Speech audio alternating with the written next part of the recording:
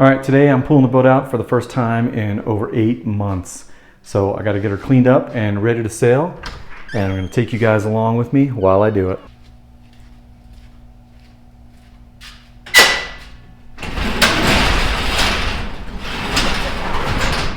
Okay, so what all am I doing today? Well, the primary objective here is to rinse down the boat, give it a good washing, get all the dust from the winter off of it. But before I can do that, I've got to roll the boat out. And so I've got to put air in the tires. I keep my boat on jack stands over the winter to avoid flat spots on the tires. So I've got to get a floor jack underneath it, lift it up, get the jack stands out. Then I've got to move all my storage stuff from underneath it. So I store all my boat supplies kind of around the boat underneath it to minimize space in the garage. So I've got to move all that out of the way. And then I can roll it out. So once I get outside, I'm going to pull out the hoses. I'm going to rinse and wash the boat. And then I'm going to go inside and vacuum out the cabin and rinse out the cabin sole, which is the floor in the cabin, because that gets very dirty. I've got to clean the lifelines because they get really dirty. And so usually I use like some Armor All, or you can use Magic Eraser. That works really well on them. I'm going to put some protectant on the running light lenses and the little housings just to keep them, protected from the sun. I'm going to oil all the teak inside the boat.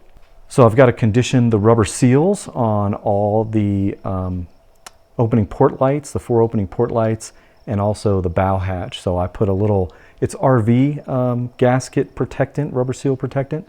So I put that conditioner on there just to keep those rubber gaskets nice and supple and also watertight. I also have to charge all my batteries. So the battery for my Torqeedo outboard, my 100 amp hour main house battery, the battery for my Bluetooth speaker, the battery for my spotlight, the battery for my lantern. So all those get put on the chargers.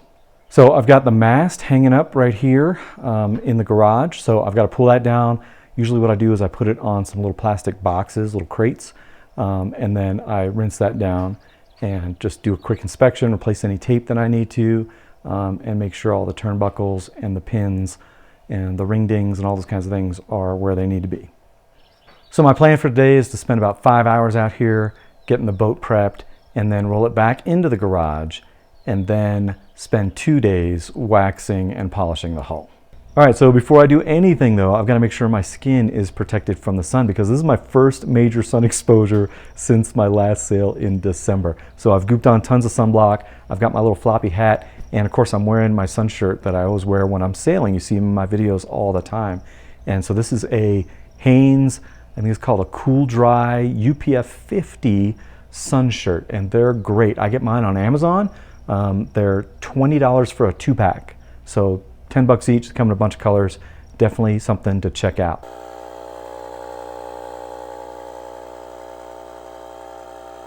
All right, so now that the tires are all full of air, I'm gonna get the jack stands out from underneath the boat and get her back on her wheels.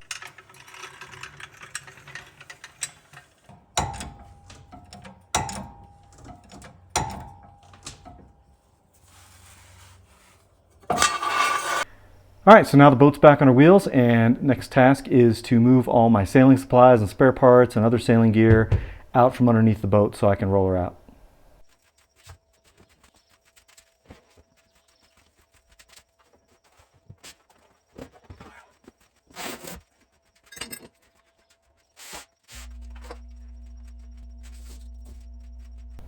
Okay, so I've got everything cleared out from underneath the boat. In the back of the boat, all I have to do is, because the rudder is down, I have to make sure that there's a clear path between all the stuff I store under the boat for the rudder to just pass through, because it's pretty low to the ground. Okay, so let's talk for a second about how I move the boat. So all the Precision boats are pretty light for their size. This boat weighs 1,100 pounds. The trailer, I'm guessing, weighs 300, maybe 350. So, you're talking just under 1,500 pounds of weight. Now, on a flat, perfectly level surface, you can move it by hand with one person really easily. But as soon as you get onto an incline, the boat starts getting really heavy really fast. So at that point, you want to be moving it with a vehicle. Of course, I have a small tractor that I hook up to it to move it down the driveway, or get like 3 people to help you. The one limitation I have is that I only have about an inch, maybe an inch and a half of clearance on either side of the garage door. So the boat has to be perfectly lined up to the garage door and then go straight out. And so the way I do that is I move the boat by hand until I get the wheels right about even with the garage door opening. And then I hook up my tractor. And then the other thing that you have to think about is the clearance of the bow pulpit. So I have to crouch my boat all the way down, have the trailer tongue jack all the way down so that it'll go underneath the garage door. So that is something to think about. So here you can see I'm not quite to the widest part of the boat, and there's just a tiny bit of clearance on each side. So the boat has to be very, very straight and centered when I'm pulling it out.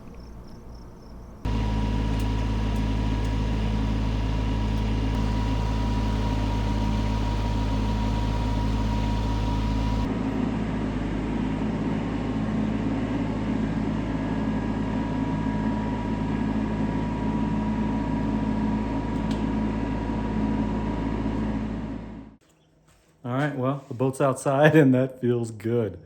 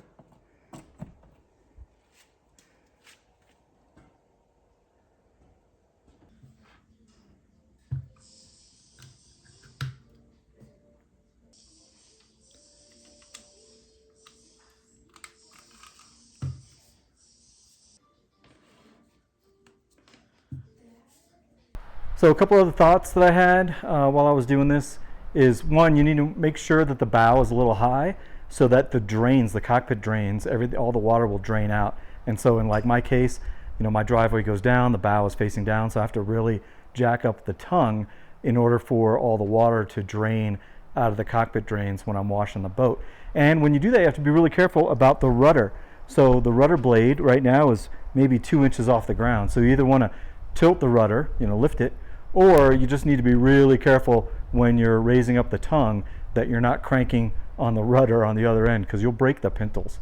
And then another thing is jack stands. So I travel with my jack stands. I always have jack stands with me just in case, I have a flat tire or something happens with the car and I have to disconnect the boat and, leave it in a parking lot or on the shoulder of the boat or something.